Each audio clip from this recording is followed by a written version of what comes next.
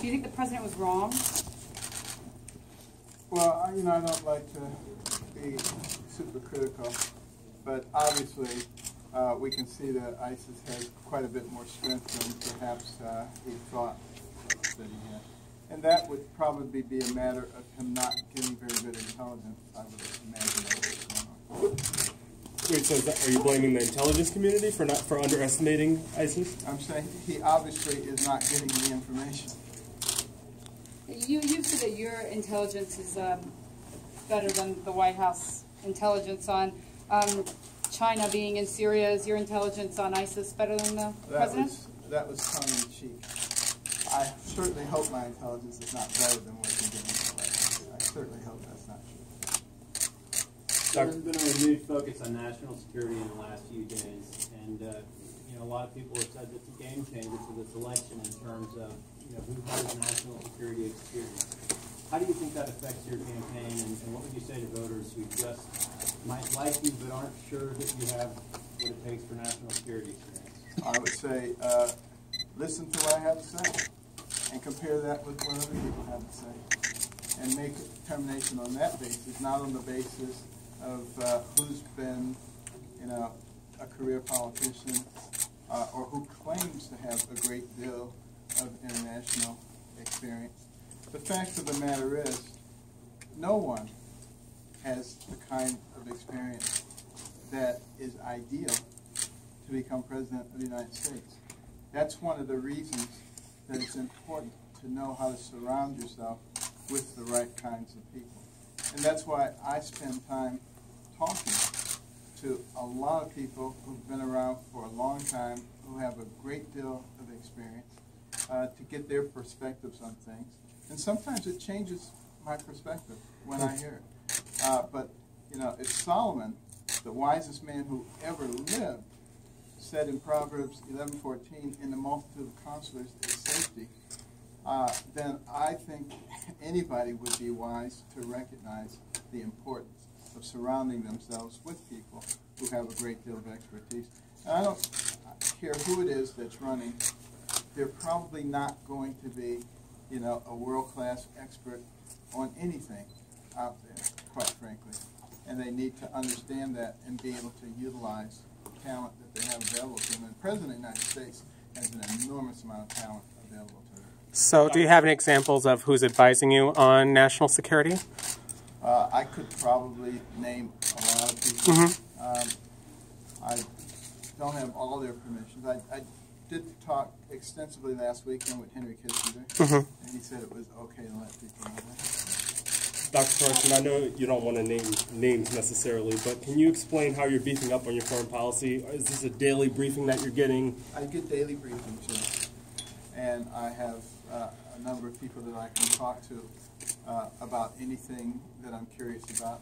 And anything that comes up, I get on the phone and talk to people about it. Are these generals in the military as well? Or? Some of them are generals in the military. Some of them are. General Dees is your main person for foreign policy? Yeah. Do you speak with him daily? Regularly. Dr. Carson, Republican candidate Ted Cruz has identified 5 government agencies that he would eliminate. Are there any specific agencies that you would eliminate, and if so, which ones? Well, there are 645 government agencies and sub-agencies. So you have a big smorgasbord to choose from. There's no question about that. What I would look at, quite frankly, is the cost-to-benefit ratio of each one of those agencies. Are they benefiting us more than they are costing us? And if they are not, then I would certainly look toward eliminating them. You said in the wake of the Paris attacks that you would assemble an international coalition to defeat ISIS. This morning you were on Fox and you couldn't name a specific country or a specific leader who you would call first. So who would you call first in assembling this coalition? Well, I think all of them in the whole region should be called upon. Saudi Arabia, Yemen, Oman, United Arab Emirates. Everybody should be called. There's nobody who doesn't have an interest in securing that area and making sure that you don't have, radical Islamists destroying them next. So working with our partners in the Middle East, is there any specific leader or country that you think should lead this coalition?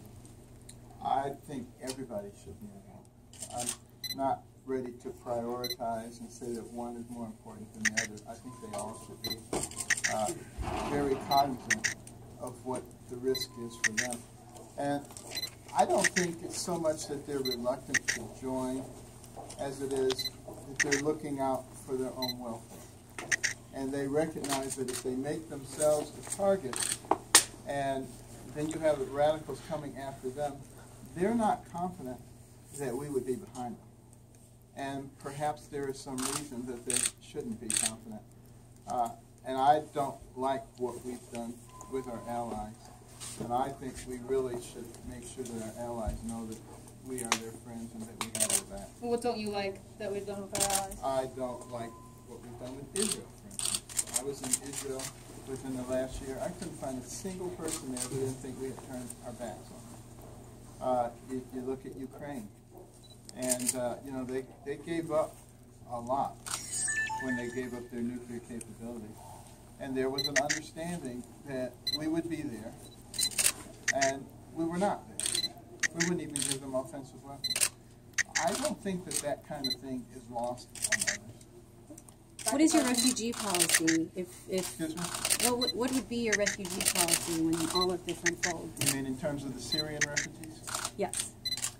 Well, I believe we should be compassionate toward the Syrian refugees, and should use our resources and our talents to try to help them get settled over there. I do not believe that we should be bringing them here. And the reason I don't think we should bring them here is because it would be too easy to embed within them those who were members of the jihadist group who would be interested in wreaking havoc in this country. There's no reason that we should be facilitating such a thing. Dr. Carson, this morning on Fox News, you were asked about putting ground troops in Iraq and Syria for ground war. And you mentioned we already have troops there already. How many people do we need there? Are you saying if the threat continues that you're not going to consider putting ground troops on? I'm not sure how you would derive that from what I said. Can you expound? I said we already have ground troops there. We may or may not need to add more. We certainly need to add more capability. We need to use all the resources available to us, including intelligence and special ops groups.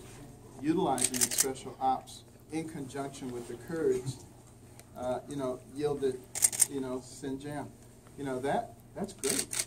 Sinjar was captured, and it was, cutting off the supply routes, gaining control to everything regarding access, and then supporting the Kurds in terms of equipment and advice, and with air support. And it's a formula that works. And so we should continue to use the formulas that work. And I believe if we do that, we will suddenly look like dependable leaders and winners, and people will be quite willing to join us when that is the case. So you're saying ground troops only in conjunction with local military forces there? I don't think we should do it all by any stretch of the imagination. Do you believe there are additional steps in light of what happened in France we should take to secure potential terrorist targets such as the Las Vegas Strip? I think, obviously, this is a wake-up call, recognizing that this is the very same kind of thing that could happen in this country. And we know that there are, embedded cells already here looking for opportunities. Mm-hmm. And we need to be thinking, way ahead. What kinds of policies should we be looking at?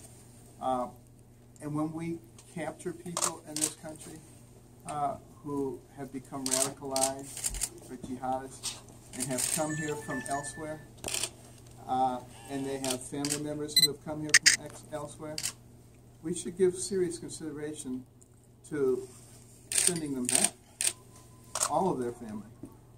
We should give serious consideration to looking at their imams and thinking about maybe sending them back too. I mean, we need to get much more aggressive with it. You know, our problem is that we want to be everybody's friend, and we want to be politically correct, and we don't think about the welfare of our people. But the job of the President of the United States is to protect the people of this country and to do what is necessary to correct them, not to be everybody's friend. Did you watch the debate last night? Until I fell asleep. What was your takeaway until you fell asleep? Well, Hillary actually has a way to pay for all of her largesse. Take money from the rich. Isn't that a novel idea? What did you think about the foreign policy discussion during the debate? I probably fell asleep during that. What's your Nevada strategy? My Nevada strategy is the same as the strategy for all 50 states and all the territories in Washington, D.C. And that is to take into consideration all of our citizens and to try to be fair to everybody. Carson, what is your point of view on immigration? There are more than 11 millions of immigrants here, that many of them have been deported in the past month. What is your point of view on that? Well, my point of view is that we need to seal the border, and we have the ability to do that. I think we could easily do it within the space of 1 year. How exactly would you do that? Excuse me? How exactly would you do that? Yuma County in Arizona was able to decrease illegal crossings by 97%. The way they did it is they had a double fence with an asphalt road in between, which allowed quick access. They put border guards on the border. Imagine that. And they prosecuted first-time offenders rather than the catch and release program. I think if you add to that some more modern technology, motion detection, and drones, you could pretty much get it to 100%. I think you also have to eliminate all the things that would attract people to come here, and you won't have anybody even trying to breach that border. Such as what? What attracts people? What would you eliminate?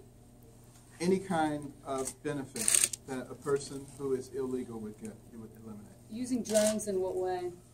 Surveillance, early detection of people, and it can very easily alert the border guards that somebody is in the zone approaching the country. On the And U.S. with the side? immigrants that are here, what will you do with them?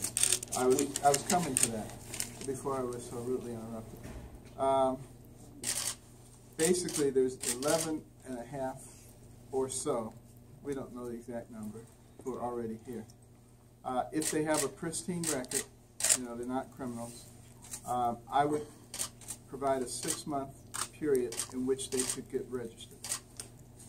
They would have to pay a back tax penalty, and they would have to continue paying taxes going forward. And they would have to be willing to work as guest workers, have a job in a sector where they were needed. That does not give them citizenship, does not give them voting rights. If they want those things, they have to go through exactly the same process that anybody else would have to go to in order to get them. Still not quite finished.